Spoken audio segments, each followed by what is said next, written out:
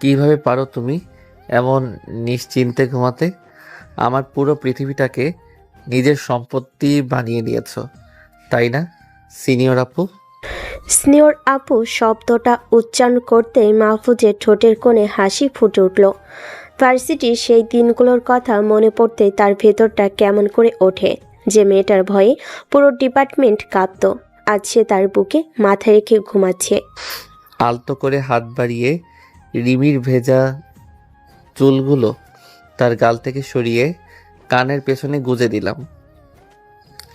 আমার নরম ত্বকের স্পর্শে তার সারা শরীরে এক বিদ্যুতের ঝলক খেলে গেল। নিজেকে আর নিয়ন্ত্রণ করতে পারলাম না। খুব সাবধানে রিমির কপালে একটা চুমু এঁকে দিলাম। চুমুর উষ্ণতায় রিমির পাতলা ঠোঁট দুটো হালকা কেঁপে উঠল। সে চোখ না খুলেই ঘুমের ঘোরেই আমার শার্টের কলারটা খামচে ধরে আমাকে তার আরো কাছে টেনে নিয়ে বলল, আর একবার। কি বললে? শুনতে পাইনি তো। বললাম আর একটা চুমু দাও, কপালে না, এখানে। রিমি ঘুমের ঘোরেই তার ঠোঁটের দিকে ইশারা করলো। সুযোগে সদ্ব্যবহার যাকে বলে।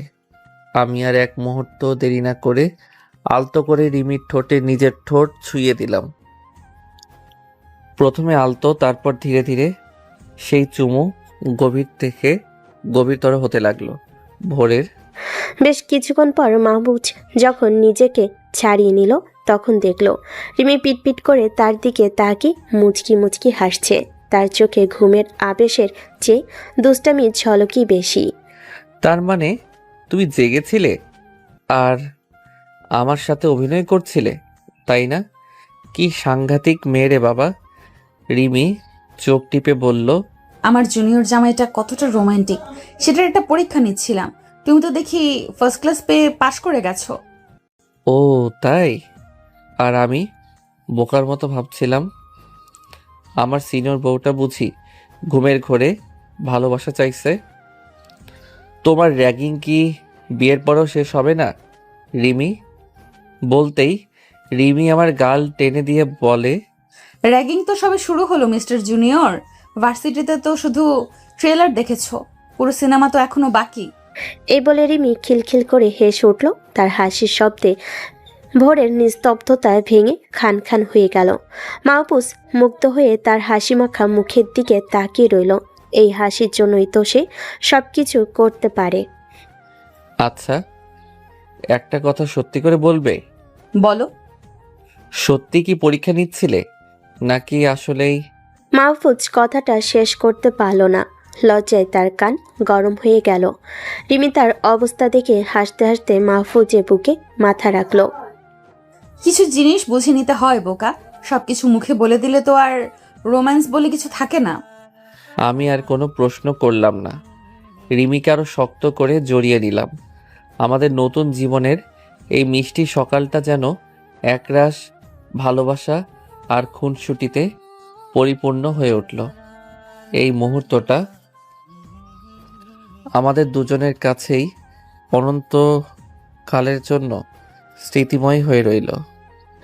মাহফুজ আহমেদ এবং রিমি সুলতানা, মাসখানেক হলো তাদের বিয়ে হয়েছে। মাহফুজ একটি স্বনামধন্য প্রাইভেট কোম্পানিতে মার্কেটিং এক্সিকিউটিভ হিসেবে কাজ করে, আর রিমি একটি বেসরকারি ব্যাংকের অফিসার। তাদের দুজনেরই কর্মস্থল কাছাকাছি হয়। বিয়ের পর তারা ঢাকার ধানমন্ডিতে এই 2 বেডরুমের ফ্ল্যাটটি ভাড়া নিয়েছে। তাদের এই সংসারটা ভালোবাসার হলো। এর ভিত্তিটা ছিল ভার্সিটির এক অদ্ভুত সিনিয়র জুনিয়র সম্পর্কের উপর। মাহবুব ছিল তার ডিপার্টমেন্টের সবচেয়ে আমোদে আর হাসি খুশি ছেলে, আর ঠিক তার 2 ব্যাচ সিনিয়র রিমি ছিল সবচেয়ে মেধাবী, রাশভারী এবং কড়া মেজাজের। জুনিয়রদের র্যাগিং করার জন্য তার খ্যাতি ছিল ক্যাম্পাস জুড়ে। মাহফুজ প্রথম দিন থেকে রিমির এই ব্যক্তিত্বে প্রেমে পড়ে যায়। বারবার র্যাগ খাওয়া, বকা খাওয়া সত্ত্বেও মাহফুজ হাল ছাড়েনি। তার পাগলামি আর সত্যি ভালোবাসাটা একসময় রিমির কঠিন মনের দেওয়াল ভেঙে দেয়। 2 পরিবারের সম্মতিতে তাদের ভালোবাসার সম্পর্কটা বিয়েতে পরিণতি পায়। আর এভাবেই তাদের স্নেহর আপু যখন বউ নামক জীবনে নতুন মিষ্টি এক অধ্যায়ের সূচনা হয়। কি হলো ম্যাডাম, চুপ হয়ে গেলে যে? আর কোনো পরীক্ষা নেওয়ার প্ল্যান আছে নাকি? থাকলে এখনই বলে ফেলো। আমি তোমার জুনিয়র জামাই হিসেবে সব পরীক্ষায় পাশ করতে প্রস্তুত। মাহফুজের কথা শুনে রিমি তার বুকের উপর থেকে আলতো করে মাথাটা তুলল। মাহফুজ ভাবছিল রিমি হয়তো আবার কোনো রোমান্টিক কথা বলবে, কিন্তু সে অবাক হয়ে দেখল কয়েক মুহূর্তের মধ্যে রিমির চোখের ভাষা, মুখের ভঙ্গি সব বদলে গেছে। সেই মিষ্টি প্রেমিকার নরম দৃষ্টিটা আর নেই। তার জায়গায় ফুটে উঠেছে ভার্সিটির সেই চিরচেনা কর্তৃত্বপরায়ণ সিনিয়র আপুর ধারালো চাহনি। ভুরু দুটো ঈষৎ কুঁচকে গেছে। ঠোঁটের কোণে সেই আদুরে হাসিটার বদলে এখন একটা গম্ভীর ভাব। এই ছেলে এই ছেলের ডাকটা শুনে মাহফুজের বুকের ভেতরটা ধক করে উঠল। এই ডাকটা তার বড্ড চেনা। ভার্সিটিতে শতবার এই ডাক শুনে সে ভয়ে দৌড়ে পালিয়েছে, কিন্তু বিয়ের পর, বিশেষ করে এমন একটা রোমান্টিক মুহূর্তের পর, এই ডাকটা সে একেবারেই আশা করেনি। কি হলো আবার? হঠাৎ করে এই ছেলে বলে ডাকছো কেন? ভুলে গেছো নাকি আমি তোমার হাজবেন্ড? ওই হাজবেন্ড হয়েছিস তো কি হয়েছে? একদম ফাজলামি করবি না আমার সাথে। কয়টা বাজে সেদিকে খেয়াল আছে? এখনো বিছানায় শুয়ে গড়াগড়ি করা হচ্ছে। রিমি এমনভাবে কথাগুলো বলল যেন মাহফুজ তার স্বামী নয়, ভার্সিটির ফার্স্ট ইয়ারের কোনো জুনিয়র। মাহফুজ হতভম্ব হয়ে রিমির দিকে তাকিয়ে রইল। তার মনে হলো সে টাইম ট্রাভেল করে 4 বছর অতীতে চলে গেছে। গড়াগড়ি করা হচ্ছে তুই করে বলছো? রিমি, কি হয়েছে তোমার? একটু আগে তো সব ঠিক ছিল। এত সুন্দর একটা সকাল। শোন, সকাল সুন্দর হলেই দায়িত্ব শেষ হয়ে যায় না। আমি তোর বউ হয়েছি বলে কি আমার পুরনো পরিচয় ভুলে যেতে হবে? আমি এখনো তোর সিনিয়র, বুঝেছিস? আর সিনিয়রদের সম্মান করতে হয়। সম্মান তো করি, ভালোবাসাও বাসি, কিন্তু তুমি তো হঠাৎ করে র্যাগিং মোডে চলে গেলে। প্লিজ এমন করো না। আজকের দিনটা সুন্দরভাবে শুরু হোক। রিমি বিছানা ছেড়ে নেমে কোমরে হাত দিয়ে দাঁড়িয়ে বলে, সুন্দরভাবেই তো শুরু হবে, কিন্তু তার জন্য কিছু নিয়ম কানুন মানতে হবে। যা এক্ষুনি আমার জন্য এক মগ কড়া করে ব্ল্যাক কফি বানিয়ে আনবি। কুইক, 1 মিনিটের মধ্যে যেন কফি আমার হাতে আসে। রিমি একটা তোয়ালে নিয়ে ওয়াশরুমের দিকে যেতে যেতে হুকুমটা জারি করলো। মাহফুজ বিছানায় কিংকর্তব্য বিমূঢ় হয়ে বসে রইল। কয়েক মিনিট আগে রোমান্টিক দৃশ্যটা তার কাছে এখন স্বপ্নের মতো মনে হচ্ছে। এটা কি হলো আমার সাথে? যাকে ভালোবেসে বিয়ে করলাম সে তো দেখি বিয়ের পর আরো ভয়ঙ্কর সিনিয়র হয়ে গেছে। এর চেয়ে তো ভার্সিটির র্যাগিংও ভালো ছিল। অন্তত তখন জানতাম যে একদিন এই অত্যাচার শেষ হবে। সে বিছানা থেকে নেমে রান্নাঘরের দিকে যেতে যেতে ভাবল প্রতিবাদ করবে কিনা, কিন্তু পরক্ষণে ভার্সিটির দিনগুলোর কথা মনে পড়ল। রিমির সাথে তর্ক করে যেতে প্রায় অসম্ভব। রান্নাঘরে কফি বানাতে বানাতে বলে, হে আল্লাহ, কোন পাপ করেছিলাম যে আমার কপালে এই সিনিয়র আপুকে জুটিয়ে দিলে। এখন তো মনে হচ্ছে হানিমুনে গিয়েই ভালো ছিলাম। অন্তত সেখানে তো আমার বউটা শুধু বউ ছিল, সিনিয়র আপু ছিল না।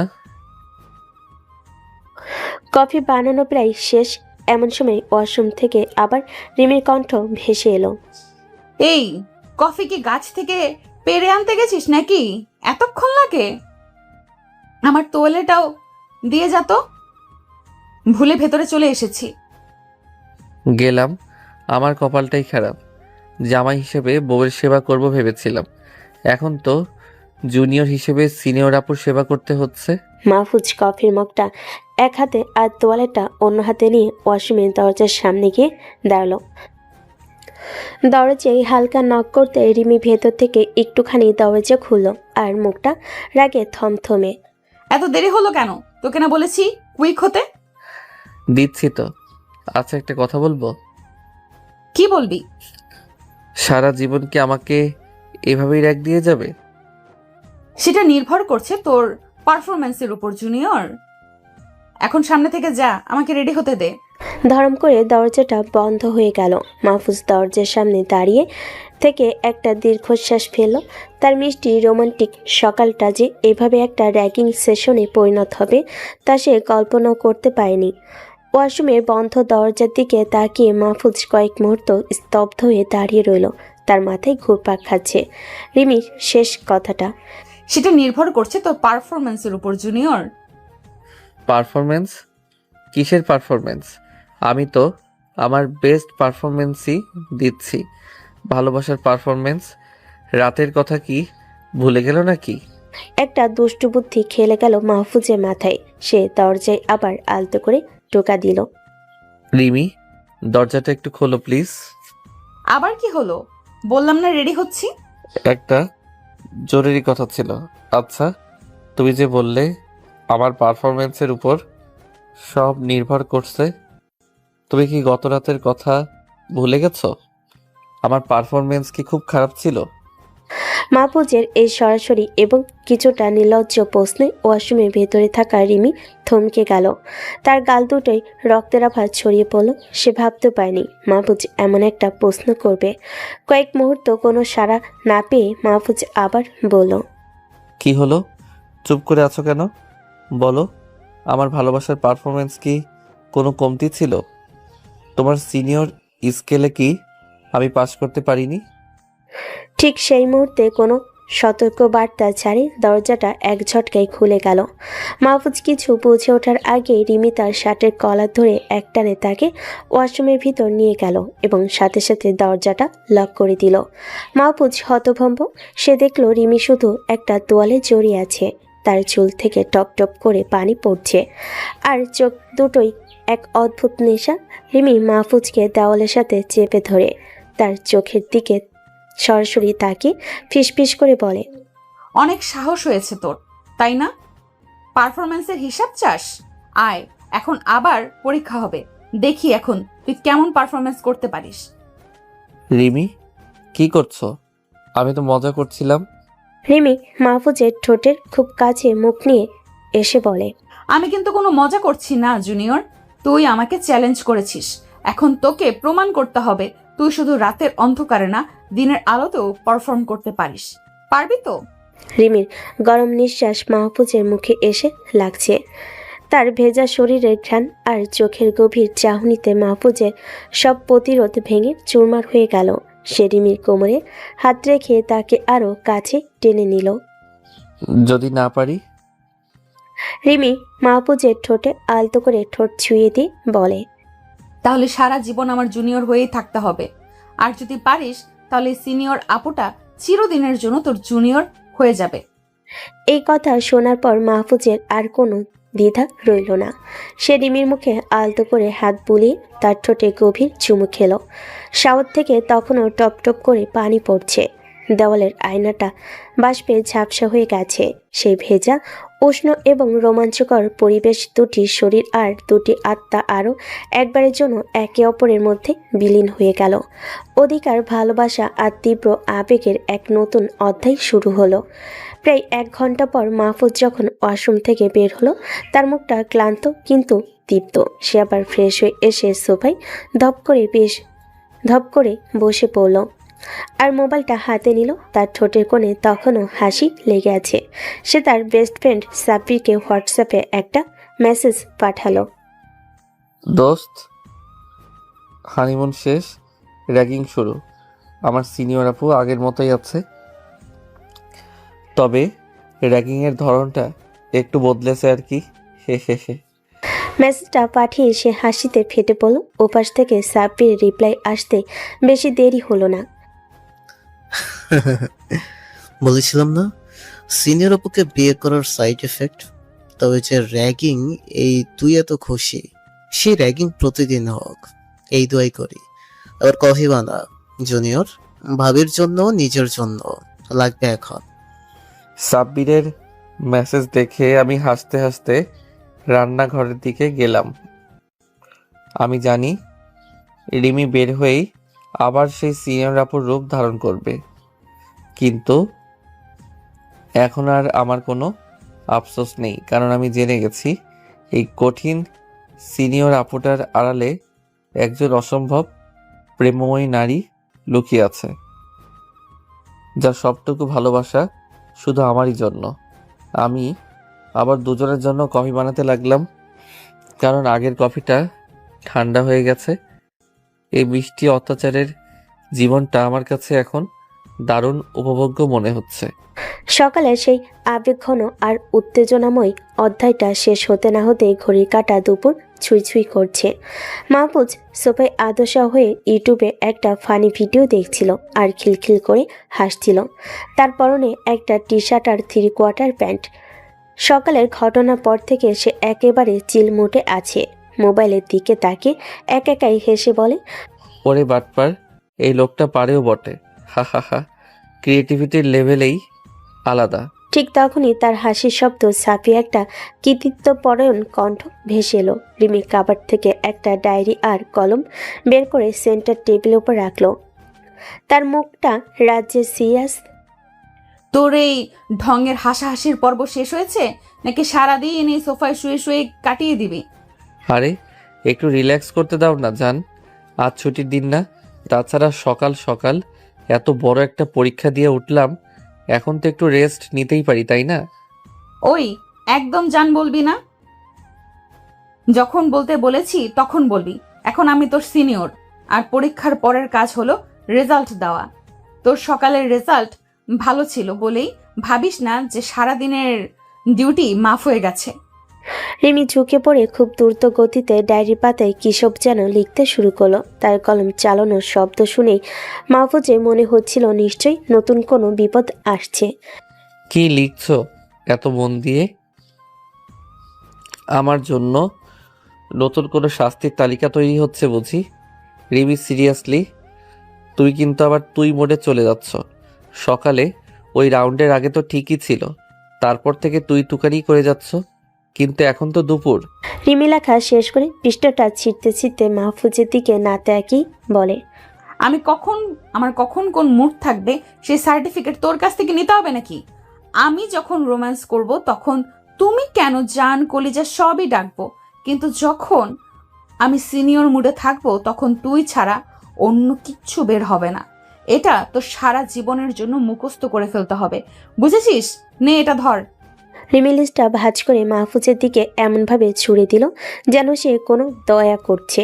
মাহফুজ লিস্টটা খুলে দেখা মাত্রই তার চোখ কপালে উঠে গেল। এক মিনিট, এটা কি বাজারের লিস্ট নাকি কোনো রেস্টুরেন্টের মেনু কার্ড? মাংস, রূপচাঁদা মাছ, ঘানি ভাঙা সরিষার তেল, broccoli, avocado, Belgian dark chocolate ice cream. Seriously Rimi, avocado দিয়ে তুমি কি করবে? সালাদ বানাবে?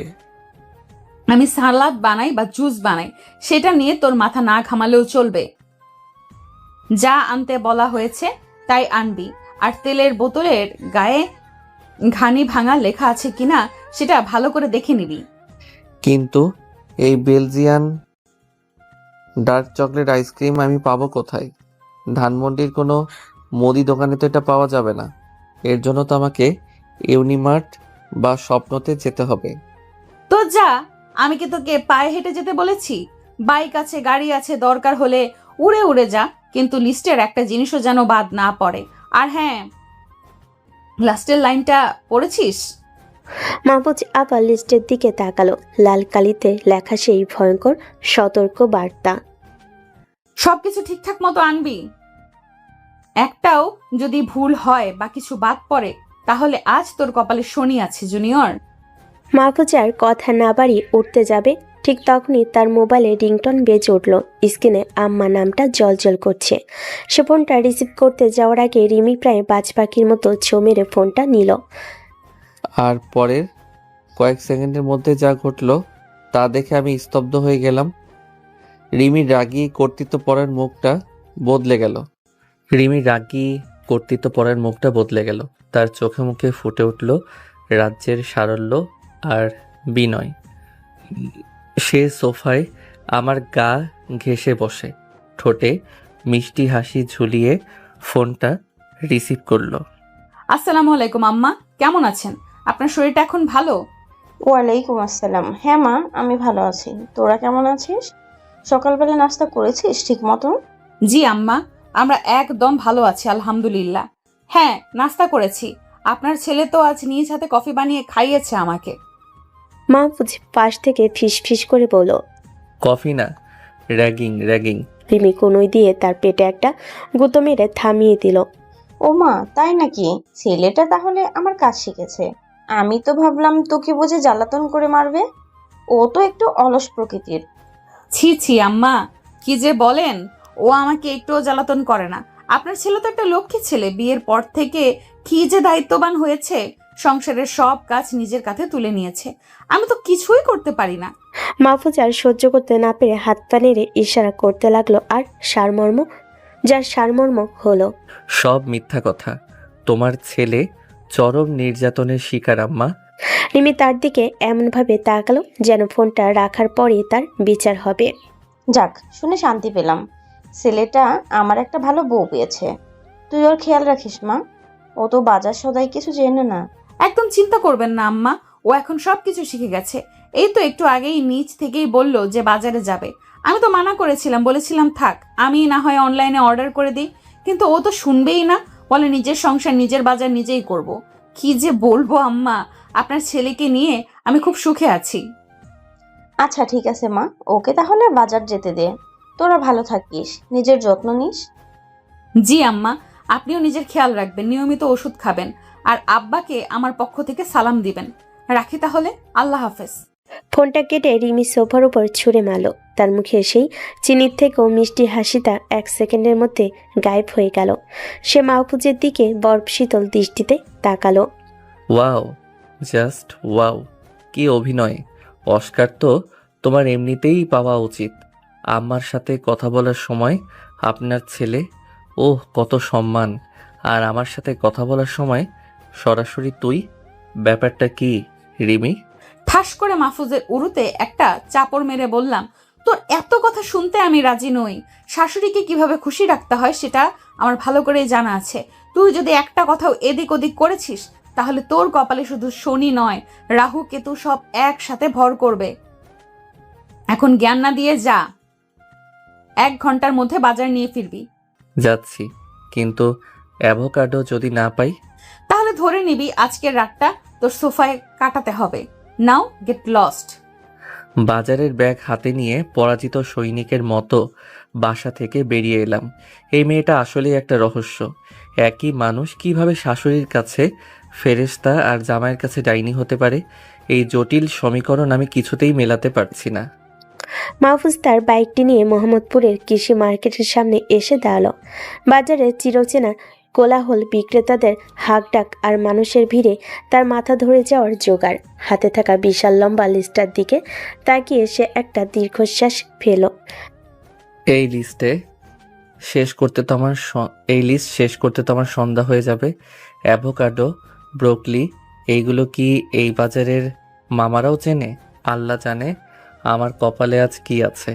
সে ইতস্তত করে সবজির সেকশনে ঢুকলো।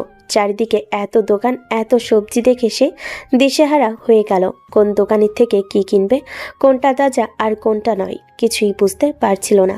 শেষ পর্যন্ত হার মেনে সে এক কোণে দাঁড়িয়ে রিমিকে ভিডিও কল দিল। একই সময় রিমি তার ড্রয়িং রুমে সোফায় আরাম করে পা তুলে বসে টিভি দেখছে।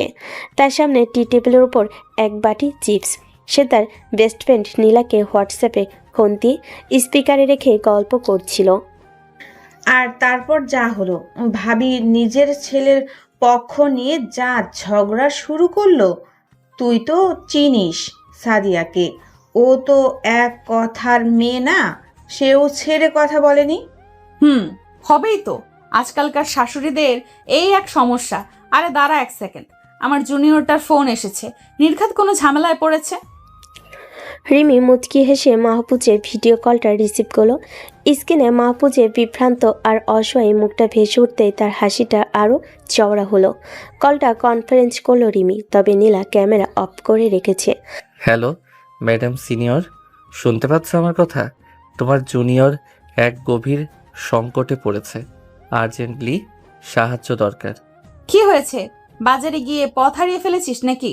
বল, দরকার হলে পুলিশকে ফোন দিয়ে তোকে খুঁজে বের করার ব্যবস্থা করছি। কি রে রিমি, জামাইকে আবার কথায় পাঠিয়েছিস যে পুলিশ লাগবে? বেচারা মাহফুজ ভাই। নীলা, তুমিও লাইনে আছো? দারুণ, তাহলে তো আজ আমার প্রেস্টিজের ফালুদা হয়ে যাবে। শোনো, তোমাদের বান্ধবী আমাকে একটা লিস্ট ধরিয়ে দিয়েছে, যেটা দিয়ে পুরো একটা সুপার শপ কিনে ফেলা যাবে। আমি এখন সবজির সেকশনে, কিন্তু ব্রোকলি বা অ্যাভোকাডো কিছুই খুঁজে পাচ্ছি না। তুই একটা আস্ত গাধা, ক্যামেরাটা ঘোরা, আমি দেখছি। মাহফুজ ফোনটা ঘুরিয়ে বাজারের দিকে ধরল। ক্যামেরাটা কাঁপছে আর বাজারের ভিড়টা স্পষ্ট দেখা যাচ্ছে। হাদারামের মতো এক জায়গায় দাঁড়িয়ে না থেকে একটু সামনে যা। হ্যাঁ, ওই যে লোকটা সবুজ গেঞ্জি পরে আছে, ওর দোকানের দিকে যা। দাঁড়া দাঁড়া। তো বন্ধুরা, এতক্ষণ ধরে গল্পটি শুনেছো। গল্পটি তোমাদের কাছে কেমন লাগছে? যদি গল্পটি ভালো লেগে থাকে এবং এ ধরনের গল্প আরও শুনতে পছন্দ করো, তাহলে এক্ষুনি নিচে থাকা সাবস্ক্রাইব বাটনটি টিপে আমাদের পরিবারের একজন সদস্য হয়ে যাও এবং গল্পটি কন্টিনিউ করো। আর হ্যাঁ, একটি সুন্দর কমেন্ট করতে কিন্তু ভুলবে না। ওর পটলের ঝুড়িটার দিকে ক্যামেরাটা ধরতো। মাহফুজ একজন সবজি বিক্রেতার পটলের দিকে ক্যামেরা ধরল। এই পটলগুলো এমন রোগা কেন? দেখে মনে হচ্ছে অপুষ্টিতে ভুগছে। একটু স্বাস্থ্যবান পটল নে। পাশের দোকানে দেখতো এর চেয়ে ভালো কিছু আছে কিনা। স্বাস্থ্যবান পটল? রিমি, তুই আসলেই একটা জিনিস। মাহফুজ ভাই, রিমির কথা শোনেন। পটলের স্বাদ ভালো না হলে কিন্তু তরকারির টেস্ট ভালো হবে না। রিমি, প্লিজ। আশেপাশের সবাই আমার দিকে তাকিয়ে হাসছে। দোকানদার মামাটাও এমনভাবে তাকাচ্ছে যেন আমি কোনো এলিয়েন। টাকা তাতে কি? তুই কি চুরি করতে গেছিস? ভালো জিনিস যাচাই করে কেনাটা তোর অধিকার। শোন, ওই দোকান থেকে কয়েকটা টমেটো আর শসা নে। আর হ্যাঁ, এক আটি ধনেপাতা নিতে ভুলিস না। আচ্ছা, নিচ্ছি। 1 মিনিট, ধনেপাতা ফ্রি দিলেই নিবি? টাকা দিয়ে কিনবি না? বলবি মামা এত কিছু নিলাম, এক আটি ধনেপাতা ফ্রি দেন। আজকালকার দোকানদারগুলো এমনিতেই অনেক লাভ করে। কি? আমি এটা বলতে পারবো না? 20 টাকার পটলের জন্য 10 টাকার ধনেপাতা ফ্রি চাইতে আমার লজ্জা লাগবে। ও মাই গড রিমি, তুই তো দেখি সংসার করতে গিয়ে পুরোই প্রো হয়ে গিয়েছিস। মাহফুজ ভাই, লজ্জা পাবেন না। রিমি ট্রেনিং নিন, জীবনে অনেক উন্নতি করতে পারবেন। দেখলি তো নীলা, কত কিছু শেখাতে হয়।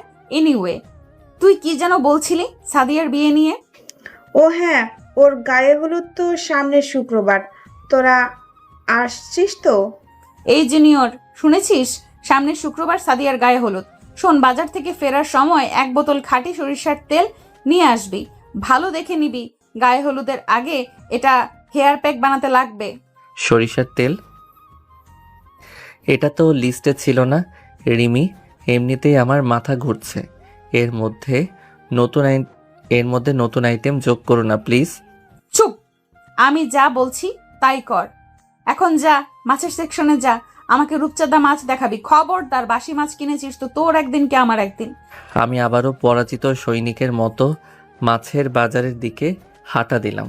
ফোনের ক্যামেরা অন রেখেই আমি মাছ বিক্রেতাদের সাথে কথা বলছি, আর রিমি স্পিকারে নীলাকে সাথে নিয়ে আমাকে একের পর এক নির্দেশনা দিয়েই যাচ্ছে।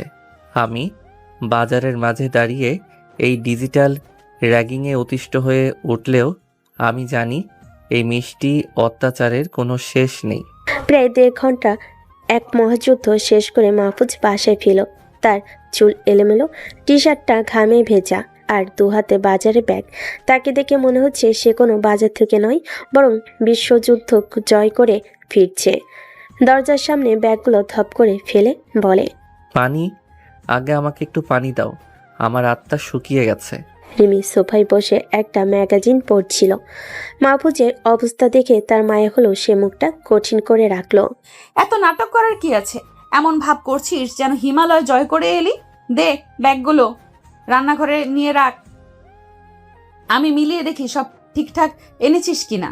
প্লিজ 5 মিনিট বসতে দাও। তোমার ওই স্বাস্থ্যবান পটল আর ঘানি ভাঙা তেল খুঁজতে গিয়ে আমার নিজের স্বাস্থ্য আর জীবনের তেল দুটোই শেষ। কোনো কথা না, আগে ডিউটি তারপর রেস্ট। যা, ব্যাগগুলো ভেতরে নিয়ে চল। মাহফুজ দীর্ঘশ্বাস ফেলে ব্যাগগুলো রান্নাঘরে নিয়ে গেল। রিমি একটা একটা করে জিনিস বের করে লিস্টের সাথে মেলাতে লাগলো। মাহফুজ ভয়ে ভয়ে দরজার পাশ থেকে উকি দিয়ে দেখছে। রিমি লিস্ট ঠিক রিমি লিস্টের টিক দিতে দিতে বলল, মাংস ঠিক আছে, রূপচাঁদা মাছ হ্যাঁ সাইজ ঠিক আছে। অ্যাভোকাডো পেয়েছিস তাহলে? গুড। ডার্ক চকলেট আইসক্রিম, বাহ, আমার জুনিয়র তো দেখি কথা শোনে। মাহফুজ মুখে একটু হাসি ফুটে উঠল। যাক, তাহলে আজকের মতো সে বেঁচে গেল। কিন্তু তার হাসি মিলিয়ে যেতে বেশি সময় লাগলো না। রিমি হঠাৎ চিৎকার করে উঠল। 1 মিনিট, এটা কি এনেছিস তুই? কি হয়েছে? রিমি একটা শাকের আটি মাহফুজের মুখের সামনে ধরে বলে, এটা কি? আমি তোকে পুঁই শাক আনতে বলেছিলাম আর তুই এনেছিস পালং শাক। তুই কি পুঁই শাক আর পালং শাকের পার্থক্য বুঝিস না? এত বড় একটা গাধা তুই। মানে শাক তো শাকই, তাই না? দেখতে তো প্রায় একই রকম লাগছিল। আর মামাটাকে জিজ্ঞেস করলাম, সেই তো বলল এটা পুঁই শাক। ও আল্লাহ, আমাকে তুমি তুলে নাও। আরে পুঁই শাকের ডাটা মোটা হয়, পাতাটা মোটা হয়, আর পালং শাকের ডাটা চিকন, পাতা নরম। এত সিম্পল একটা জিনিস বুঝিস না? তোকে দিয়ে তো একটা কাজও ঠিক মতো হবে না। আমার প্ল্যানটাই নষ্ট করে দিলে। আমি ভেবেছিলাম পুঁই শাক দিয়ে মাছ রান্না করব। সরি, প্লিজ এবারের মতো মাফ করে দাও, আর এমন ভুল হবে না। ভুল যখন করেছিস শাস্তি তো পেতেই হবে। যা, সোফায় গিয়ে বস, তোর শাস্তি হলো এখন পুরো 1 ঘন্টা আমার পা টিপে দিবি। মাহফুজ জানে এই মহিলার সাথে তর্ক করে কোনো লাভ নেই। সে অপরাধীর মতো মাথা নিচু করে ড্রয়িং রুমের সোফায় গিয়ে বসলো। রিমি কিছুক্ষণ পর এসে সোফায় পা তুলে বসলো, যেন সে কোনো সম্রাজ্ঞী আর মাহফুজ তার দাস। ঠিক আছে ম্যাডাম, আপনার হুকুম শিরোধার্য। এ বলে সে রিমির পায়ের দিকে হাত বাড়ালো, কিন্তু তার হাত রিমির পা স্পর্শ করার আগে রিমি পা দুটো সরিয়ে নিল। মাহফুজ অবাক হয়ে তার মুখের দিকে তাকালো। থাক, ধরতে হবে না। কেন? তুমি তো শাস্তি দিলে, এখন আবার কি হলো? শোন, আমি তোকে সারাদিন জুনিয়র গাধা হাদারাম যা খুশি তাই বলতে পারি। তোকে দিয়ে যখন তখন কাজ করাতে পারি, তোর উপর হুকুম চালাতে পারি, কারণ এই অধিকারটা আমি আমার সিনিয়র হিসেবে পাইনি, পেয়েছি তোর ভালোবাসার মানুষ হিসাবে। আমাদের এই খুনসুটি, এই র্যাগিং, এগুলো আমাদের সম্পর্কের একটা অংশ। মাহফুজ চুপ করে রিমির কথা শুনছিল। রিমির গলা স্বর, তার চোখের চাহনি, সবকিছু বদলে গেছে। কিন্তু দিন শেষে তুই আমার স্বামী। আল্লাহ তোকে আমার জন্য সঙ্গী হিসেবে বানিয়েছেন, আমার ওপর কর্তৃত্ব করার অধিকার দিয়েছেন। তুই আমার সম্মান, আমার আশ্রয়। আমি তোর সাথে 1000টা পাগলামি করতে পারি, কিন্তু তোর সম্মানটা নষ্ট হয় এমন কিছু আমি কখনোই করতে পারবো না। তুই আমার পায়ে হাত দিবি, এটা আমি ভাবতেও পারি না। স্বামীর জায়গা পায়ে নয়, এই বুকের ভেতরে। রিমি, সকাল থেকে অনেক কষ্ট করেছিস তাই না? আমার জন্য এতগুলো বাজার একা একা করে আনলি। যা, ফ্রেশ হয়ে আয়, আমি তোর জন্য লেবুর শরবত বানিয়ে আনছি। এ বলে রিমি উঠে রান্নাঘরের দিকে চলে গেল। কিছুক্ষণ পর সে 1 গ্লাস ঠান্ডা শরবত নিয়ে এসে মাহফুজের পাশে বসলো। মাহফুজ তখনও ঘোরের মধ্যে। মাহফুজ শরবতটা শেষ করতে রিমি তার হাত থেকে গ্লাসটা নিয়ে পাশে রাখলো। তারপর যা করলো তাতে মাহফুজ আকাশ থেকে পড়ল। রিমি নিচু হয়ে মাহফুজের পা দুটো নিজের কোলের উপর তুলে নিল। রিমি কি করছো এসব? মাথা খারাপ হয়ে গেছে তোমার? রিমি মাহফুজের পায়ে আলতো করে চাপ দিতে দিতে বলে, চুপচাপ বস তো। তুই যদি আমার সম্মানের কথা ভাবতে পারিস, তাহলে আমি কি তোর কষ্টের কথা ভাবতে পারি না? সারা দিন বাইক চালিয়েছিস, বাজারে হেঁটেছিস, পায়ে তো ব্যথা পাওয়ারই কথা। একটু আরাম কর। মাহফুজ বাধা দেওয়ার চেষ্টা করলো, কিন্তু রিমি ভালোবেসে তার কাছে সব প্রতিরোধ ভেঙে গেল। রিমির ভালোবাসার কাছে তার সব প্রতিরোধ ভেঙে গেল। সে সোফায় হেলান দিয়ে চোখ বন্ধ করলো। তার সিনিয়র বউ পরম যত্নে তার পা টিপে দিচ্ছে। এই দৃশ্যটাই তার কাছে স্বপ্নের মতো মনে হচ্ছে। সে আবেশে চোখ বন্ধ রেখেই মোবাইলটা হাতে নিল এবং তার বন্ধু সাব্বিকে একটা মেসেজ পাঠালো। শাস্তি হিসেবে এখন বউ আমার পা টিপে দিচ্ছে। হোয়াট? সিরিয়াসলি? কিভাবে সম্ভব? তুই কি জাদু করেছিস নাকি? জাদু না দোস্ত, ভালোবাসা। ভার্সিটির র্যাগিংয়ের চেয়ে বিয়ের র্যাগিং অনেক বেশি মিষ্টি আর ভালোবাসায় ভরা। মাহফুজ ফোনটা পাশে রেখে দিল এবং তার ভালোবাসার সিনিয়র বউয়ের সেবায় নিজেকে সঁপে দিল। সে বুঝতে পারল তাদের সম্পর্কের আসল সৌন্দর্য এই রাগ, এই অভিমান আর এই গভীর ভালোবাসার মধ্যেই লুকিয়ে আছে। সময় গড়িয়ে সন্ধ্যা নামে। দুপুরে সেই আবেগঘন মুহূর্তটার পর থেকে রিমি আর মাহফুজের মধ্যে তেমন কোনো কথা হয়নি। রিমি নিজের মতো করে ঘরের কাছে ব্যস্ত, আর মাহফুজ ল্যাপটপে অফিসে কাজ সারছে। কিন্তু মাহফুজের মনটা কিছুতেই কাজে বসছিল না। আমার মাথায় বারবার দুপুরের ঘটনাটা ঘুরপাক খাচ্ছিল। রিমির সেই ভালোবাসা মাখা রূপটা আমাকে পাগল করে দিচ্ছে। আমি ঠিক করলাম আজকের রাতটা রিমির জন্য স্পেশাল করে তুলব। সারাদিন মেয়েটা আমাকে যেভাবে শাসন করেছে, আবার যেভাবে ভালোবেসেছে, তাতে একটা সারপ্রাইজ তো তার প্রাপ্য। সারপ্রাইজ তো দেব, কিন্তু কি সারপ্রাইজ দেই? মুভি দেখতে যাব, নাকি বাইরে ডিনারে যাব? না, যা করার ঘরেই করতে হবে। এমন কিছু যা দেখে সিনিয়র আপুর সব জারি জুরি শেষ হয়ে যাবে। আইডিয়ার জন্য সে তার লাভগুরু এবং বেস্ট ফ্রেন্ড সাব্বিকে ফোন দিল। কিরে, আবার কি হলো? ভাবিকে আবার নতুন কোনো ট্র্যাক দিয়েছে নাকি? আরে না দোস্ত, একটা হেল্প দরকার। আমি আজ রিমিকে একটা সারপ্রাইজ দিতে চাই। সারাদিন তো অনেক র্যাগিং চললো, এখন একটু রোম্যান্স দরকার। বলো তো কি করা যায়? ইন্টারেস্টিং। ভাবি কি এখন বাসায় আছে? হ্যাঁ আছে, বারান্দায় বসে কফি খাচ্ছে। মনে হচ্ছে আজকের অত্যাচারের স্টক শেষ। তাহলে শোন, আমার কাছে একটা অব্যর্থ আইডিয়া আছে। Candle light dinner. মেয়েরা এইসব মারাত্মক লেভেলের দুর্বল, গ্যারান্টি দিলাম। ভাবি পুরো ফ্ল্যাট হয়ে যাবে। ক্যান্ডেল লাইট ডিনার বাসায় কিভাবে করব? আমার তো এসবের কোনো অভিজ্ঞতাই নেই। আরে গাধা, আমি আছি না। শোন, প্রথমে তুই বাইরে থেকে তোদের দুজনের পছন্দের কোনো খাবার অর্ডার কর, বিরিয়ানি বা চাইনিজ, যা ভাবির পছন্দ। তারপর বাসার সব লাইট অফ করে দিবি, শুধু মোমবাতি জ্বলবে। আচ্ছা, তারপর? তারপর একটা হালকা রোমান্টিক মিউজিক চালিয়ে দিবি স্পিকারে। আর সবচেয়ে জরুরি জিনিস ফুল, পারলে কয়েকটা গোলাপ ফুল কিনে আন, ডাইনিং টেবিলে ছড়িয়ে দিবি। আর একটা ফুল হাতে নিয়ে ভাবির জন্য অপেক্ষা করবি। যখন সে ঘরে ঢুকবে, তুই আটুকেরে বসে ফুলতে দিয়ে তাকে ডিনারের জন্য ইনভাইট করবি। ব্যাস, কেল্লা ফতে। দোস্ত, আইডিয়াটা তো ফাটাফাটি। তুই আসলেই জিনিয়াস। কিন্তু রিমি যদি এটা দেখেও আমাকে র্যাক দেওয়া শুরু করে, যদি বলে এসব ন্যাকামো করার কি দরকার ছিল? মেয়েরা বাইরে যতই শক্ত হোক, ভেতরে ভেতরে তারা সবাই এমন একটা মুহূর্তের জন্য অপেক্ষা করে। তুই শুধু আমার কথা মতো কাজ কর, দেখবি তোর সিনিয়র আপু আজ তোর ভালোবাসায় একেবারে কুপোকাত হয়ে যাবে। সাব্বিরের কথায় ভরসা পেয়ে মাহফুজ কাজে নেমে পড়ল। সে রিমিকে বলল তার অফিসের একটা জরুরি ভিডিও কলে অ্যাটেন্ড করতে হবে, তাই তাকে যেন 1 ঘন্টার জন্য ডিস্টার্ব করা না হয়। রিমি ব্যাপারটা নিয়ে মাথা ঘামালো না। এই সুযোগে আমি দ্রুত বাসা থেকে বেরিয়ে আসলাম। রিমি আর আমার পছন্দের কাচ্চি বিরিয়ানি অর্ডার করলাম।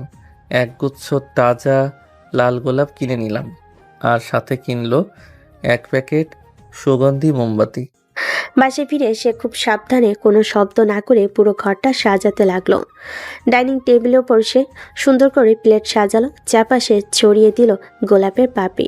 ঘরের কোনায় কোনায় মোমবাতিগুলো। এরপর স্পিকারে প্লে করে দিল আতিক আসলামের রোমান্টিক গানের একটা প্লেলিস্ট। সব প্রস্তুতি শেষ করে ঘরের সব লাইট অফ করে দিলাম। মোমবাতির স্নিগ্ধ আলোয় পুরো ঘরটা এক স্বপ্নপুরীর মতো লাগছিল। আমি একটা গোলাপ হাতে নিয়ে দরজার আড়ালে লুকিয়ে পড়লাম আর রিমির জন্য অপেক্ষা করতে লাগলাম। প্রায় 1 ঘন্টা পর রিমি বারান্দা থেকে ঘরে ঢুকলো। ঘর অন্ধকার দেখে সে একটু অবাক হলো। মাহফুজ, মাহফুজ, ঘরের লাইট অফ কেন? লোডশেডিং হয়েছে নাকি? আর এত গানের শব্দই বা কোত্থেকে আসছে? রিমি সুইচ বোর্ডের দিকে এগিয়ে যেতে হঠাৎ তার চোখ পড়ল ডাইনিং টেবিলের দিকে। মোমবাতির আলোয় সাজানো টেবিল, গোলাপের পাপড়ি আর মাঝখানে রাখা 2টি প্লেট। দৃশ্যটা দেখে সে কয়েক মুহূর্তের জন্য স্তব্ধ হয়ে গেল। ঠিক তখনই মাহফুজ একটা লাল গোলাপ হাতে নিয়ে তার সামনে এসে হাঁটু গেড়ে বসল। তার মুখে একরাশ ভালোবাসা আর চোখে মিষ্টি অনুরোধ। আমার জীবনের সবচেয়ে রাগী, সবচেয়ে মিষ্টি সিনিয়র আপু, আপনি কি আপনার এই অধম জুনিয়রের সাথে আজ রাতে ডিনার করার আমন্ত্রণ গ্রহণ করবেন? রিমি বাকরুদ্ধ হয়ে গেল। সে এমন কিছুর জন্য একদম প্রস্তুত ছিল না। সারাদিন যে ছেলেটা সে এত শাসন করেছে, এত জ্বালিয়েছে, সেই ছেলেটাই তার জন্য এত সুন্দর একটা মুহূর্ত তৈরি করেছে। তার শক্ত খোলসের ভেতরের নরম মনটা এক মুহূর্তে গলে গেল। তার চোখ দুটো ছলছল করে উঠল। সে কোনো কথা না বলে মাহফুজের হাত থেকে গোলাপটা নিল এবং তাকে ধরে উঠিয়ে দাঁড় করালো। মাহফুজ দেখল তার সেই দাপুটে সিনিয়র আপুর চোখে পানি। কি হলো রিমি, তোমার কি ভালো লাগেনি? আমি কি বেশি বাড়াবাড়ি করে ফেললাম? রিমি কোনো উত্তর না দিয়ে মাহফুজকে শক্ত করে জড়িয়ে ধরল। তার মাথাটা মাহফুজের বুকের উপর। মাহফুজ অনুভব করতে পারল তার টি শার্টটা রিমির চোখের পানিতে ভিজে যাচ্ছে। মাহফুজ আলতো করে তার মাথায় হাত বোলাতে লাগলো। কিছুক্ষণ পর রিমি মুখ তুলে মাহফুজের চোখের দিকে তাকালো। তার ভেজা চোখে ছিল রাজ্যের বিস্ময়, ভালোবাসা আর কিছুটা অপরাধ বোধ। আমাকে এত ভালোবাসিস অথচ আমি সারাদিন তোকে শুধু জ্বালাই, তাই না? আমি এত খারাপ, তবুও তুই আমার জন্য এত কিছু করিস কেন মাহফুজ? মাহফুজ রিমির চোখের পানি আলতো করে মুছে দিল। সে রিমিকে কাছে টেনে এনে ডাইনিং টেবিলে চেয়ারে বসিয়ে দিল। তার চোখে ছিল গভীর প্রশান্তি আর ভালোবাসা। সে জানতো তার সারপ্রাইজ সফল হয়েছে। মাহফুজ চেয়ার টেনে রিমির মুখোমুখি বসলো। মোমবাতির স্নিগ্ধ আলোয় রিমির ভেজা মুখটা অপার্থিব লাগছিল। চারদিকে বাজছে হালকা রোমান্টিক গান। মাহফুজ রিমির হাতটা নিজের হাতের মধ্যে তুলে নিল। কেন এত ভাবছো পাগলি? তুমি খারাপ, এই কথাটা তোমাকে কে বলেছে? তুমি যদি খারাপ হতে, তাহলে কি আমি তোমাকে এমন পাগলের মতো ভালোবাসতে পারতাম? কিন্তু আমি তো সারাক্ষণ তোমার উপর অত্যাচার করি। সকালে র‍্যাগ দিলাম, দুপুরে বাজার করতে পাঠিয়ে হয়রান করলাম, এমনকি একটা শাক ভুল আনার জন্য কত কথা শোনালাম। তোমার তো কষ্ট হয়, তাই না? কষ্ট? হ্যাঁ, একটু তো হয়ই। বিশেষ করে যখন তুমি আমাকে গাধা বা হাদারাম বলো, তখন একটু লাগে। কিন্তু সত্যি বলতেই কষ্টটা আমার ভালো লাগে। ভালো লাগা মানে? কেউ বকা খেতে ভালোবাসে নাকি? তুমি আমাকে ওই জুনিয়র হিসেবেই ভালোবেসেছিলে, আর আমিও আমার ওই সিনিয়র আপুকেই বিয়ে করেছি। ভার্সিটিতে যখন তুমি আমাকে সবার সামনে র‍্যাগ দিতে, বকা দিতে, তখন আমার বন্ধুরা হাসাহাসি করত, কিন্তু আমি সিক্রেটলি তোমার ওই রাগী চোখের দিকে তাকিয়ে থাকতাম। আমার মনে হতো এই রাগের আড়ালেই আমার জন্য ভালোবাসাটা লুকিয়ে আছে। এখন যখন তুমি আমাকে শাসন করো, তখন আমার সেই দিনগুলোর কথা মনে পড়ে যায়। মাহফুজ থামল। সে রিমির হাতের উপর আলতো করে চুমু খেলো। তোমার এই মিষ্টি অত্যাচার আমার ভালোই লাগে। এটা আমাকে মনে করিয়ে দেয় যে আমি সেই ভাগ্যবান জুনিয়র যে তার সবচেয়ে কঠিন সিনিয়র আপুটার মন জয় করতে পেরেছে। তবে হ্যাঁ, মাঝে মধ্যে একটু বেশি হয়ে যায়। যেমন ওই অ্যাভোকাডো খুঁজতে গিয়ে আমার আত্মারাম খাঁচা চারা হওয়ার জোগাড় হয়েছিল। মাহফুজের শেষের কথাটাই রিমি আর হাসি ধরে রাখতে পারল না। সে ফিক করে হেসে ফেল। কান্নার জলে ভেজা মুখে সেই হাসিটা মুক্তোর দানার মতো লাগছিল। সত্যি তুমি একটা আস্ত পাগল। আচ্ছা, এসবের কি দরকার ছিল? বাইরে থেকে খাবার অর্ডার দিয়ে টাকা নষ্ট করলে। দুপুরে তো মাংস আনা হলো, আমি একটু পরেই রান্না করে নিতাম, তখন একসাথে খেতাম। তুমি রান্না করতে, তারপর আমরা খেতাম, সেটা তো হতোই। কিন্তু সেই ডিনারে কি এই মোমবাতির আলো থাকতো, এই গোলাপের গন্ধ থাকতো, আর সবচেয়ে বড় কথা, আমার সিনিয়র আপুর চোখে এই অমূল্য জলটা কি আমি দেখতে পেতাম? কিছু মুহূর্ত টাকা দিয়ে কেনা যায় না রিমি। এটা সেই রকম একটা মুহূর্ত। রিমির কাছে আর কোনো শব্দ ছিল না। সে চেয়ার থেকে উঠে এসে মাহফুজের পেছন থেকে তাকে জড়িয়ে ধরল। নিজের গালটা মাহফুজের গালের সাথে মিশিয়ে দিল। আমার এই জুনিয়র জামাইটা আস্ত একটা পাগল, তবে আমার পাগলটাই ভালো লাগে। শোনো, আজকের পর থেকে আর র্যাগিং করবো না, প্রমিস। না প্লিজ, ওটা বন্ধ করো না। তাহলে তো আমার মনে হবে আমি আবার সেই সিনিয়র আপুটাকে হারিয়ে ফেলেছি। র্যাগিং চলবে, শাসনও চলবে, শুধু তার সাথে ভালোবাসাটাও এভাবেই চলতে থাকবে, কেমন? রিমি কিছু না বলে মাহফুজকে আরো শক্ত করে জড়িয়ে ধরল। ঠিক সেই মিষ্টি মুহূর্তে মাহফুজের ফোনটা বেজে উঠল। স্ক্রিনে আম্মা লেখাটা ভাসছে। এই অসময়ে মায়ের ফোন দেখে দুজনে একটু অবাক হলো। এখন আবার আম্মা কেন ফোন দিল? রিসিভ কর, স্পিকারে দে। মাহফুজ ফোন রিসিভ করে স্পিকার অন করলো। হ্যালো আম্মা। কিরে, তোরা ঠিক আছিস তো? এত রাতে ফোন দিলাম, কিছু মনে করিস না। আমার মনটা কেমন যেন খসখস করছিল। কেন আম্মা, কি হয়েছে? সব ঠিক আছে তো? না মানে, দুপুরে যখন কথা বললাম তোকে তখন খুব খুশি মনে হলো, কিন্তু আমার ছেলেটাকে তো আমি চিনি। ও তো বিয়ের পর আলসে হয়ে যায়নি তো? তোকে দিয়ে সব কাজ করায় না তো? তোর আজ ঝগড়া করিস না তো? মায়ের এই প্রশ্নে মাহফুজ আর রিমি একে অপরের দিকে তাকিয়ে হেসে ফেল। তাদের দুজনের চোখে ছিল রাজ্যের দুষ্টামি আর ভালোবাসা। না আম্মা, আমরা ঝগড়া না, শুধু একটু র্যাগিং করি। জি আম্মা, ভার্সিটির পুরনো অভ্যাস তো। উনি আমার জুনিয়র ছিলেন তো, তাই মাঝে মাঝে একটু শাসন করি। ও আবার এটা খুব এনজয় করে। আচ্ছা আচ্ছা, তোরা ভালো থাকলেই হলো। যা, এখন ডিনার করে নে। ফোনটা রেখে দেওয়ার পর মাহফুজ আর রিমি আর হাসি ধরে রাখতে পারল না। দুজনেই একসাথে খিলখিল করে হেসে উঠল। মোমবাতির আলোয় গোলাপের সুবাসে আর ভালোবাসার আবেশে তাদের রাতটা এভাবেই পূর্ণতা পেল। রাগ, অভিমান আর খুনসুটির এই সম্পর্কটা যে কতটা গভীর তা তারা দুজনেই আজ নতুন করে উপলব্ধি করল। পরের দিন সকালে আগের রাতে সেই স্বপ্নময়ী ডিনারের পর সকালটা ছিল আরও স্নিগ্ধ। মাহফুজ ঘুম থেকে উঠে দেখল রিমি তখনও তার বুকে মাথা রেখে নিশ্চিন্তে ঘুমাচ্ছে। রাতে সেই আবেগ, সেই ভালোবাসার রেশ যেন এখনো পুরো ঘরটায় লেগে আছে। মাহফুজ ফিসফিস করে রিমির চুলে হাত বোলাতে বোলাতে বলে, কাল রাতে তো আমার সিনিয়র আপু একেবারে সারেন্ডার করে দিয়েছিল আমার ভালোবাসার র্যাগিংয়ে, একেবারে কুপকাত। আজকেও কি সেই মোড়ে থাকবে, নাকি ঘুম থেকে উঠেই আবার জুনিয়র বলে চিৎকার শুরু করবে? মাহফুজ আদরে রিমির ঘুম ভেঙে গেল। সে চোখ না খুলে মাহফুজকে আরো শক্ত করে জড়িয়ে ধরে আদুরে গলায় বলল, এত সকালে কি এত বিড়বিড় করস? ঘুমাতে দাও তো। কাল রাতে তোমার পাগলামির জন্য এমনিতেও ঘুম কম হয়েছে। ও, তাহলে স্বীকার করছো যে আমার পাগলামিতে তুমি দুর্বল হয়ে পড়েছিলে? তার মানে কালকের পরীক্ষায় আমি শুধু পাসই করিনি, একেবারে ফার্স্ট ক্লাস হয়েছি, তাই তো? রিমি চোখ খুলে মাহফুজের দিকে তাকিয়ে বলে, একদম বেশি উঠবে না কেমন? কি এমন করে ফেলেছো তুমি? একটু ক্যান্ডেল লাইট ডিনারের আয়োজন করে ভেবেছো আমাকে কিনে নিয়েছো? আমি রিমির আরও কাছে এসে ফিস করে বললাম, কিনে নেওয়ার কথা তো বলিনি, তবে এটা তো প্রমাণ হয়ে গেছে যে আমার সিনিয়র আপু বাইরে যতই কঠিন হোক, ভেতরে সে আমার ভালোবাসার কাছে একেবারেই অসহায়, তাই না? একদম না। ওটা তো আমি তোর সারাদিনের খাটুনির জন্য একটু দয়া দেখিয়েছি। তুই তো আমার জুনিয়র ছিলি, জুনিয়রই থাকবি। তাই? আচ্ছা, চ্যালেঞ্জ হবে? কিসের চ্যালেঞ্জ? আমার একটা শর্ত আছে। আজ সারাদিনের জন্য আমি তোমার সিনিয়র আর তুমি আমার জুনিয়র। আমি যা বলবো তাই শুনতে হবে, তুমি করে বলতে হবে, সম্মান দেখাতে হবে, আমার সব কথা শুনতে হবে, পারবে? মাহফুজের এই অদ্ভুত প্রস্তাব শুনে রিমি প্রথমে অবাক হলো, তারপর খিলখিল করে হেসে উঠল। তুই হবি আমার সিনিয়র?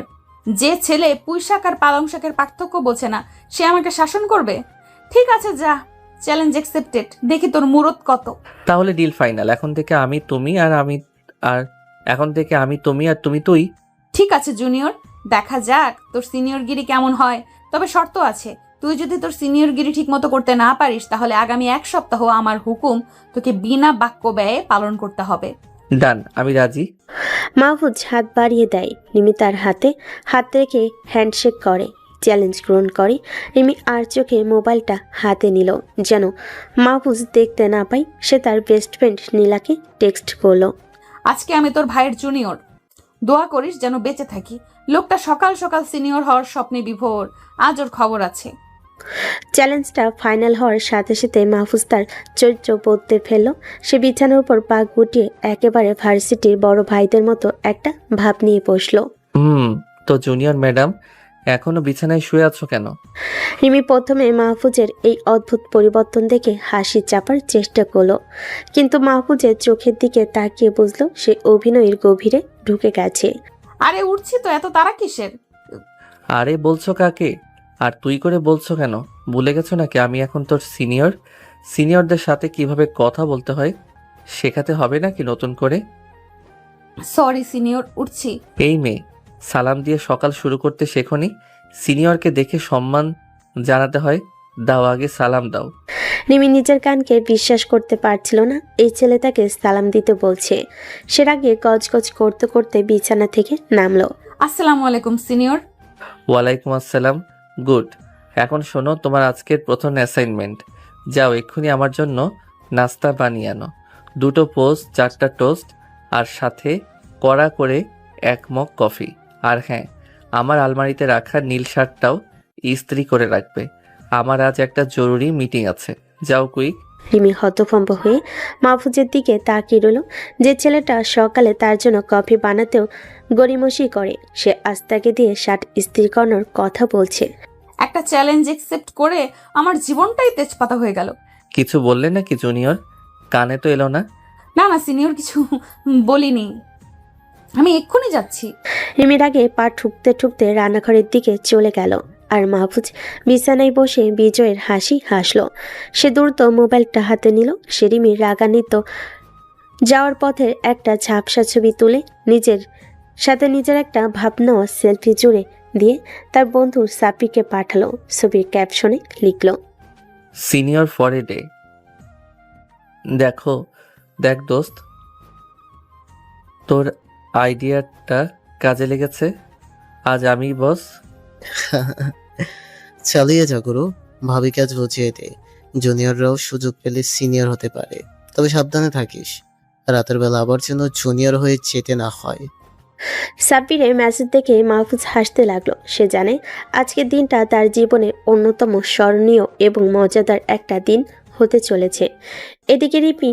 এদিকে রিমি অবাক হলো। চ্যালেঞ্জের শর্ত অনুযায়ী চলতে থাকে। সে দাঁত চেপে রান্নাঘরে কাজ করছে। তার মাথার ভেতর তখন প্রতিশোধের আগুন জ্বলছে। বিড়বিড় করে সবজি ঝুড়ি থেকে ডিম বের করতে করতে বলে, বেটা আমাকে দিয়ে নাস্তা বানাবে, আবার শার্টও ইস্ত্রি করাবে। দাঁড়া, এমন নাস্তা তোকে আমি খাওয়াচ্ছি, জীবনেও ভুলতে পারবি না। আমার সাথে পাঙ্গা নেওয়ার মজাটা আজ হারে হারে টের পাবি, মিস্টার ফেক সিনিয়র। রিমি গুনগুন করে গান গাইতে গাইতে নাস্তা বানাতে লাগলো। সে যেন খুব খুশি। সে 2টো ডিম পোস্ট করলো, পাউরুটি টোস্ট করলো, কিন্তু আসল চালটা চালো কফি মগে। সে কফির সাথে চিনি না মিশিয়ে চামচে করে প্রায় 2 চামচ লবণ গুলে দিল। কফির রং দেখে বোঝার কোনো উপায় নাই যে এর ভেতরে কি ভয়ঙ্কর জিনিস মেশানো আছে। কিছুক্ষণ পর রিমি একটা ট্রেতে করে নাস্তা সাজিয়ে নিয়ে গেল। সে খুব বিনয়ের সাথে ট্রেটা মাহফুজের সামনে রাখলো। আসসালামু আলাইকুম মিস্টার সিনিয়র, এই যে আপনার নাস্তা রেডি। গুড। খুব তাড়াতাড়ি করেছো দেখছি। শেখাচ্ছি যখন ভালোই শিখছো। এখন যাও, আমার শার্টটা ইস্ত্রি করে দাও, আমি খেয়ে নিচ্ছি। জি সিনিয়র সাহেব। রিমি চলে যাওয়ার পর মাহফুজ বিজয়ের ভঙ্গিতে কফির মগে একটা চুমুক দিল, কিন্তু মুখে নেওয়ার সাথে সাথে তার চোখ কপালে উঠে গেল। তার মনে হলো কেউ যেন তার মুখে 1 বোতল সমুদ্রের পানি ঢেলে দিয়েছে। থু, এটা কি বানিয়েছো? কফি নাকি নোনা পানির শরবত? মাহফুজ নাস্তা মুখে দিয়েই দৌড়ে বেসিনে গিয়ে ফেলে দেয়। সে কয়েকবার পানি দিয়ে কুলকুচি করে, কিন্তু মুখের বিশ্রীর স্বাদটা কিছুতেই যাচ্ছিল না। রিমি, ইচ্ছে করে করেছিস তাই না? দাঁড়া, আজ তোর খবর আছে। সে আগে গজগজ করতে করতে বেডরুমের দিকে এগোতে যাবে, ঠিক তখনই তার মা ফোন করে। আম্মা লেখাটা স্ক্রিনে ভাসতে মাহফুজ থেমে গেল। সে জানে এখন রাগ দেখানো যাবে না। সে জোর করে মুখে হাসি ফুটিয়ে ফোনটা রিসিভ করলো। আসসালামু আলাইকুম আম্মা। ওয়ালাইকুম আসসালাম। কিরে, কেমন আছিস? সকাল সকাল ফোন দিলাম, নাস্তা করেছিস? জি আম্মা, এই তো নাস্তা করছিলাম। বৌমা কিছু বানিয়েছে নাকি তুই নিজেই বানিয়েছিস? মাহফুজ কি বলবে বুঝতে পারছিল না। সে দেখলো রিমি দরজার আড়াল থেকে তাকে ভেঙচি কাটছে আর ইশারায় বলছে, হ্যাঁ আম্মা, রিমি খুব টেস্টি নাস্তা বানিয়েছে। এত মজা হয়েছে যে কি বলবো। বিশেষ করে কফিটা, আহা, একেবারে মুখে লেগে থাকার মতো। যাক, শুনে ভালো লাগলো। বৌমা তাহলে তোর যত্ন নিচ্ছে। আচ্ছা তুই খা, আমি পরে ফোন করব। ফোনটা কেটে মাহফুজ রাগী চোখে রিমির দিকে তাকালো। রিমি আড়াল থেকে এটা দেখে শয়তানি হাসি হাসে আর মনে মনে বলে, আমার সাথে পাঙ্গা দেখাচ্ছি মজা। মাহফুজ রেগে থাকলেও অফিসের জন্য তৈরি হতে লাগলো। সে যখন ওয়াশরুম থেকে বের হলো তখন অবাক হয়ে দেখলো বিছানার উপর তার নীল শার্টটা নিখুঁতভাবে ইস্ত্রি করা, সাথে মিলিয়ে প্যান্ট, মোজা, ওয়ালেট, ঘড়ি সবকিছু পরিপাটি করে সাজানো। রিমির হাতে টাইটা নিয়ে তার জন্য অপেক্ষা করছে। তার মুখে এখন আর সেই দুষ্ট হাসিটা নেই, বরং একজন দায়িত্বশীল স্ত্রী স্নিগ্ধতা। এইদিকে আসো। আবার তুমি? রিমি টাইটা মাহফুজের গলায় পরিয়ে দিতে দিতে বলল, চ্যালেঞ্জটা তো আমাদের বাসার ভেতরের জন্য, তাই না? তুমি যখন বাইরে যাবে তখন তো তুমি শুধু আমার সিনিয়র না, তখন তুমি মাহফুজ, আমার স্বামী। বাইরের পৃথিবীতে তোমার সম্মান মানে আমার সম্মান। মাহফুজ চুপ করে রিমির কথা শুনছিল। রিমি খুব যত্ন করে টায়ের নটটা বেঁধে দিল। সকালের কাজের জন্য সরি, খুব খুব সরি বেবি।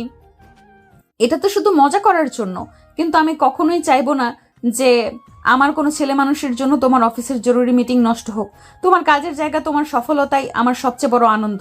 রিমি, শোনো, সম্পর্কের খুঁটিনাটি, মজা, চ্যালেঞ্জ, রাগ, অভিমান সবই থাকবে, কিন্তু একে অপরের প্রতি সম্মান আর দায়িত্ববোধটা সবচেয়ে আগে। তুমি আমার স্বামী, আমার ভরসার জায়গা। আমি তোমার স্ত্রী, তোমার শান্তির জায়গা। এই চ্যালেঞ্জের খেলাটা যেন আমাদের এই মূল সম্পর্ককে কখনো ভুলিয়ে না দেয়।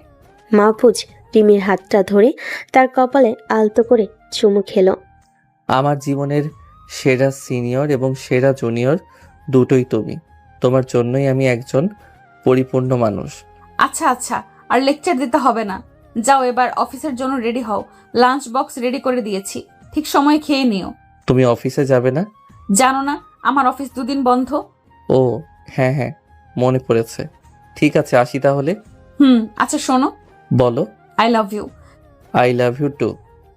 মাহফুজ হাসি মুখে অফিসের জন্য বেরিয়ে গেল। সে বুঝতে পারল তাদের সম্পর্কটা শুধু হাসি ঠাট্টা নয়, এক গভীরে আছে অগাধ ভালোবাসা, সম্মান আর পারস্পরিক বোঝাপড়া, যা যে কোনো চ্যালেঞ্জের চেয়ে অনেক বড়। কয়েক মাস পর সময় তার নিজস্ব গতিতে বয়ে চলে। আমার আর রিমির সে একদিনকের জন্য জুনিয়র খেলার পর কেটে গেছে প্রায় 6 মাস। আমাদের ধানমন্ডির ছোট্ট ফ্ল্যাটটা এখন আর শুধু ইট সিমেন্টের দেয়াল নয়, এটা আমাদের ভালোবাসার এক জীবন্ত নীড়। সেই চ্যালেঞ্জের দিনে যা হয়েছিল তা আমাদের জীবনের মোড় ঘুরিয়ে দিয়েছে। এরপর তারা বসুন্ধরা সিটিতে শপিং করতে গিয়েছিল। মাহফুজ ইচ্ছে করে রিমির সবচেয়ে অপছন্দের ক্যাটকেটে গোলাপি রঙের একটা শার্ট কিনেছিল এবং রিমিকে বাধ্য করেছিল সেটার প্রশংসা করতে। ঠিক তখনই রিমির বান্ধবী নীলার সামনে পড়ে তারা হাসির পাত্র হয়েছিল। এরপর আইসক্রিম নিয়ে কাড়াকাড়ি করতে গিয়ে মাহফুজের বন্ধু সাব্বিরের কাছেও ধরা পড়েছিল তারা। কিন্তু সেই সব খুনসুটির মাঝেই ঘটেছিল এক অসাধারণ মুহূর্ত। মলের ভিতরের মধ্যে রিমির স্যান্ডেলের স্টাফ ছিঁড়ে গেলে মাহফুজ তার সিনিয়র ভাব ভুলে সবার সামনে হাঁটু গেড়ে বসে সেটা ঠিক করে দিয়েছিল। সেই একটা দৃশ্যই তাদের সম্পর্কটা নতুন করে ছিনিয়েছিল। বাসায় ফিরে মাহফুজ তার শেষ এবং সবচেয়ে কঠিন আদেশ দিয়েছিল মাংসের কালাভুনা রান্না করা, যা রিমি একরকম পারত না। রিমি তার শাশুড়িকে ফোন করে রেসিপি জেনে নিয়েছিল, কিন্তু রান্না করতে গিয়ে পুড়িয়ে ফেলেছিল, হাতে গরম তেলের ছিটাও লেগেছিল। রিমির কষ্ট দেখে মাহফুজ আর সহ্য করতে পায়নি। সে দৌড়ে এসে রিমির হাতে বরফ লাগিয়ে দিয়ে বলেছিল, আমি হেরে গেছি। সে রাতে তারা একে অপরকে নতুন করে আবিষ্কার করেছিল। রিমি কাঁদতে কাঁদতে মাহফুজকে জড়িয়ে ধরেছিল। তুমি আমাকে হারিয়ে দাওনি মাহফুজ, তুমি আমাকে জিতিয়ে দিয়েছো। আমি তো ভেবেছিলাম সম্পর্কের কর্তৃত্বটাই আসল, সিনিয়র জুনিয়র সম্পর্কটাই আমাদের রসায়ন, কিন্তু আজ বুঝলাম সম্মান, ভালোবাসার যত্নটাই আসল। শোনো, আজ থেকে তুমিই আমার সিনিয়র সারা জীবনের জন্য। আমি তোমাকে সেই অধিকার দিলাম। তুমি আমাকে শাসন করবে, ভালোবাসবে, আগলে রাখবে, আর আমি শুধু তোমার ভালোবাসার জুনিয়র হয়েই থাকতে চাই। সেই দিনের পর থেকে আমাদের সম্পর্কের সমীকরণটা সত্যিই বদলে গেছে। আমি এখন আর রিমির জুনিয়র নই, আমি তার ভালোবাসার সিনিয়র। আর রিমি, সে এখন আর দাপুটে সিনিয়র আপু নয়, বরং এক দায়িত্বশীল, যত্নশীল আর অসম্ভব রোমান্টিক একজন প্রেমিকা, আমার স্ত্রী। বর্তমান দিন একটি বর্ষার রাত, বাইরে ঝুম বৃষ্টি পড়ছে। মাহফুজ অফিসের কাজ শেষ করে ভিজে চুপচুপে হয়ে বাসায় ফিরেছে। দরজা খুলতে সে দেখল রিমি তার জন্য তোয়ালে হাতে দাঁড়িয়ে আছে, তার মুখে সেই চিরচেনা মিষ্টি হাসি। এ কি অবস্থা করেছো নিজের? আজ না বলেছিলাম তাড়াতাড়ি ফিরতে, দেখো একেবারে কাক ভেজা হয়ে গেছো। কি করব বলো, রাস্তায় যা জ্যাম ছিল। তবে বৃষ্টিতে ভিজতে কিন্তু বেশ ভালোই লাগলো। মনে হচ্ছিল আবার ভার্সিটির দিনগুলোতে ফিরে গেছি। আচ্ছা হয়েছে, এখন আর ভার্সিটির কথা ভাবতে হবে না। যাও তাড়াতাড়ি ফ্রেশ হয়ে আসো, ঠান্ডা লেগে যাবে তো। আমি তোমার জন্য গরম গরম কফি আর নুডলস বানাচ্ছি। মাহফুজ ফ্রেশ হয়ে এসে দেখল রিমি বারান্দায় দুটো চেয়ার পেতে বসেছে। টি টেবিলের ওপর ধোয়া ওঠা কফি মগ আর নুডলসের বাটি। বৃষ্টির ছাট এসে বারান্দাটা ভিজিয়ে দিচ্ছে। মাহফুজ চেয়ারে বসে কফির মগে চুমুক দিয়ে বলে, আহ, একেবারে পারফেক্ট। তোমার হাতের কফিটা দিন দিন আরো অসাধারণ হয়ে যাচ্ছে। তাই বুঝি? নাকি বউয়ের প্রশংসা না করলে রাতে সোফায় ঘুমাতে হবে সেই ভয়ে বলছো? না, সত্যি বলছি। আচ্ছা রিমি, একটা কথা ভাবছিলাম। কি কথা? আমাদের বিয়ের তো প্রায় 8 মাস হয়ে গেল। এই কয়েক মাসে সবকিছু কত বদলে গেছে, তাই না? মনে আছে সেই চ্যালেঞ্জের দিনটার কথা? আমি তোমার সিনিয়র হয়েছিলাম। মনে আছে। সেদিন সেই দিনটা যদি না আসতো তাহলে হয়তো আমি বুঝতেই পারতাম না যে আমি কি ভুল করছিলাম। আমি তো ভেবেছিলাম তোমায় শাসন করেই নিজের ভালোবাসাটা প্রকাশ করব, কিন্তু তুমি শিখিয়েছো ভালোবাসা মানে শাসন নয়, সম্মান। ভালোবাসা মানে অধিকার খাটানো, বরং অধিকার ছেড়ে দেওয়া। কিন্তু আমি তো এখনো তোমার উপর সিনিয়রগিরি করি। আমি মাহফুজের কাছে মাথা রেখে বললাম, তুমি সিনিয়রগিরি করো না মাহফুজ, তুমি আমার খেয়াল রেখো। যখন আমি রাত জেগে মুভি দেখি তখন তুমি আমাকে বকা দিয়ে ঘুমাতে পাঠাও। যখন আমি ডায়েটের নামে না খেয়ে থাকি তখন তুমি জোর করে আমাকে খাইয়ে দাও। যখন আমার মন খারাপ থাকে তখন তুমি পৃথিবীর সব কাজ ফেলে আমার পাশে এসে বসো। এটা সিনিয়রগিরি নয়, এটা ভালোবাসা, এটা যত্ন। আর প্রত্যেকটা মেয়ে তার ভালোবাসার মানুষের কাছ থেকে এই মিষ্টি শাসনটুকু চায়। মাহফুজ মুগ্ধ হয়ে রিমির কথা শুনছিল। যে মেয়েটা একটা সময় তুই ছাড়া কথা বলতো না, তার মুখে আজ ভালোবাসার কি গভীর দর্শন। আমিও তো তোমার কাছ থেকে অনেক কিছু শিখেছি রিমি। তুমি আমাকে শিখিয়েছো কিভাবে দায়িত্ব নিতে হয়, কিভাবে একটা সংসারকে ভালোবাসার সুতো দিয়ে বেঁধে রাখতে হয়। বিয়ের আগে আমি ছিলাম একটা উড়নচণ্ডী ছেলে, আর এখন আমি একজন স্বামী, একজন দায়িত্বশীল মানুষ। এই পরিবর্তনটা শুধু তোমার জন্যই সম্ভব হয়েছে। সম্পর্কটা তো এমনই হওয়া উচিত, তাই না? যেখানে আমরা একে অপরের কাছ থেকে শিখবো, একে অপরকে আরো ভালো মানুষ হিসেবে গড়ে তুলবো। সম্পর্কে কেউ সিনিয়র বা জুনিয়র হয় না মাহফুজ, আমরা একে অপরের পরিপূরক। ঠিক যেমন রাত আর দিন, আলো আর ছায়া, আর একটা ছাড়া আর একটা অসম্পূর্ণ। আমি পৃথিবীর সবচেয়ে ভাগ্যবান ছেলে যে তোমার মতো একজন জীবন সঙ্গী পেয়েছি, যে একই সাথে আমার সেরা বন্ধু, আমার সবচেয়ে কঠিন শিক্ষক, আর আমার সবচেয়ে বড় সাপোর্ট সিস্টেম। আর আমি সেই ভাগ্যবান সিনিয়র যে তার সবচেয়ে বোকা জুনিয়রের ভালোবাসা জয় করতে পেরেছে। শোনো, আমাদের এই গল্পটা শুধু আমাদের নয়, এটা সব দম্পতির জন্য একটা শিক্ষা হতে পারে। কি শিক্ষা? এই শিক্ষা যে সম্পর্কে ইগো বা ক্ষমতার লড়াই বড় নয়, বড় হলো পারস্পরিক সম্মান আর বোঝাপড়া। একে অপরের দুর্বলতাকে নিয়ে মজা না করে সেই দুর্বলতাকে ভালোবাসার চাদরে ঢেকে দিতে হয়। একে অপরের ভুল ধরিয়ে দেওয়ার জন্য নয়, বরং ভুল শুধরে দেওয়ার জন্য হাতটা ধরতে হয়। ভালোবাসা মানে একে অপরকে বদলানো নয়, ভালোবাসা মানে একে অপরের জন্য বদলে যাওয়া। বাইরে বৃষ্টির তেজ আরও বেড়েছে, কিন্তু তাদের ছোট্ট বারান্দায় ভালোবাসার উষ্ণতার কাছে সেই বৃষ্টিও যেন হার মেনেছে। তারা যেন দুজনে চুপচাপ বসে রইল, একে অপরের হাতে হাত রেখে। কোনো কথা নেই, আছে শুধু দুটি হৃদয়ের স্পন্দন আর অসীম ভালোবাসা। তাদের গল্পটা কোনো সাধারণ প্রেমের গল্প নয়, এটা হয়ে ওঠার গল্প। সিনিয়র জুনিয়র থেকে বেটার হাফ হয়ে ওঠার এক মিষ্টি ভালোবাসা মাখা সফর। তো দর্শক বন্ধুরা, গল্পটা কেমন হয়েছে কমেন্ট করে জানাবেন। এই গল্পে একটি সংসার কিভাবে চালিয়ে নিয়ে যেতে হয় সেটাই তুলে ধরা হয়েছে। ভিডিওটিতে লাইক করে চ্যানেলটি সাবস্ক্রাইব করে দিবেন। ধন্যবাদ সবাইকে।